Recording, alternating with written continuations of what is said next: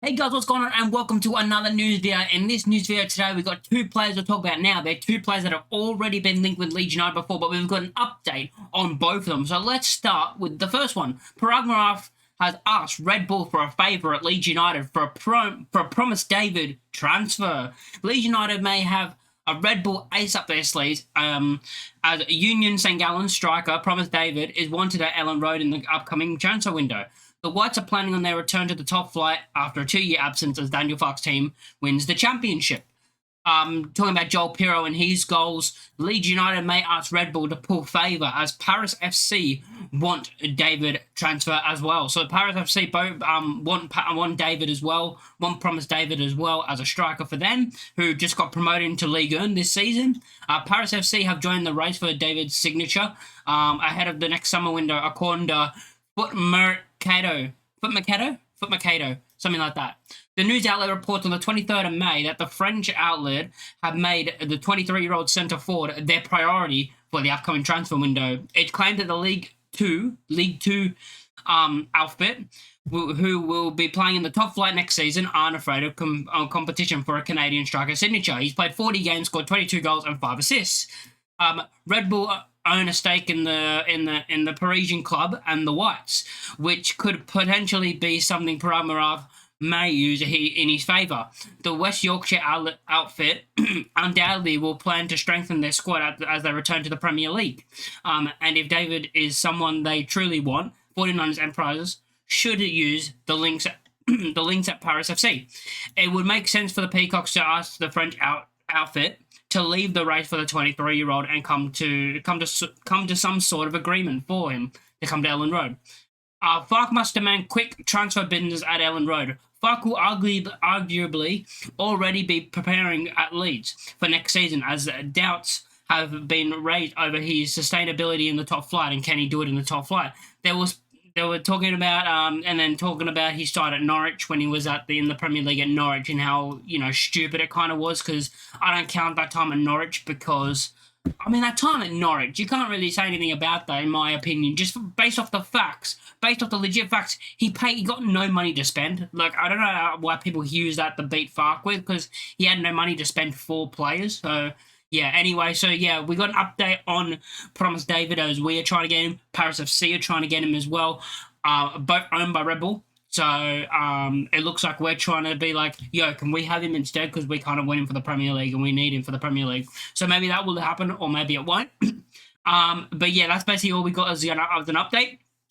Now, Leeds United, in their next news, Leeds United transfer twist emerges after £25 million Troy Parrott development. AZ Alkmaar have been affected this summer plans at Ellen Road, as Leeds United eye Troy Parrott in the upcoming transfer window. Joel Pirro, talking about Joel Pirro and how he won the Golden Boot. Leeds United are not willing to pay the $25 million that AZ Alkmaar want for Parrott, which I can understand that.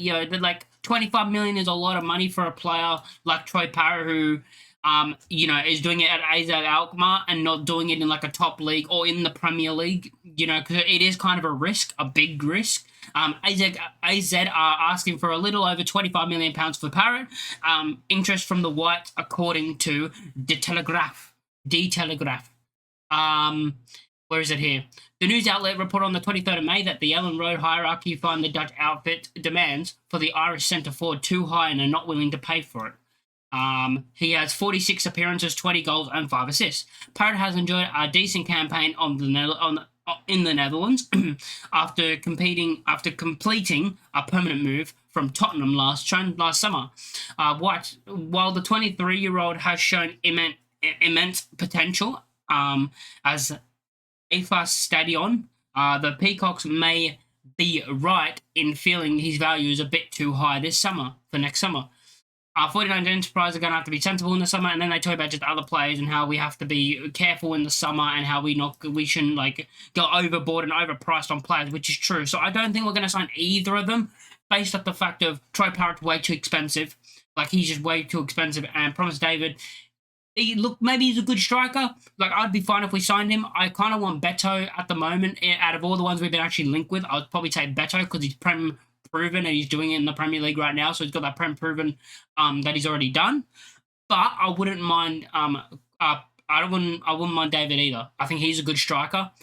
So they're probably the two that at the moment that I'd be like, yeah, get one of them. Wilson, on the other hand, for me, is too injury prone. He gets injured way too much. We won't be able to rely on him, and if he gets injured, we're back to basically relying on Joel Pirro for the entire season.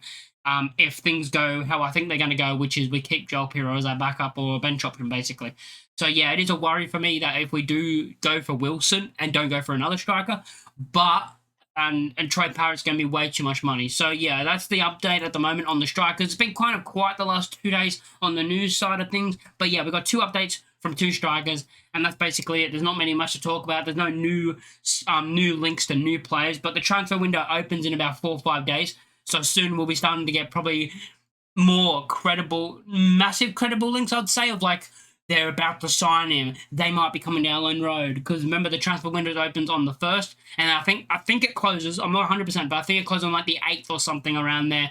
And then after the Club World Cup, it reopens again. I think we'll make at least one signing before the Club World Cup starts and that transfer window closes. But yeah, let me know in the comments down below what you guys think, and I'll catch you all in the next one. Peace.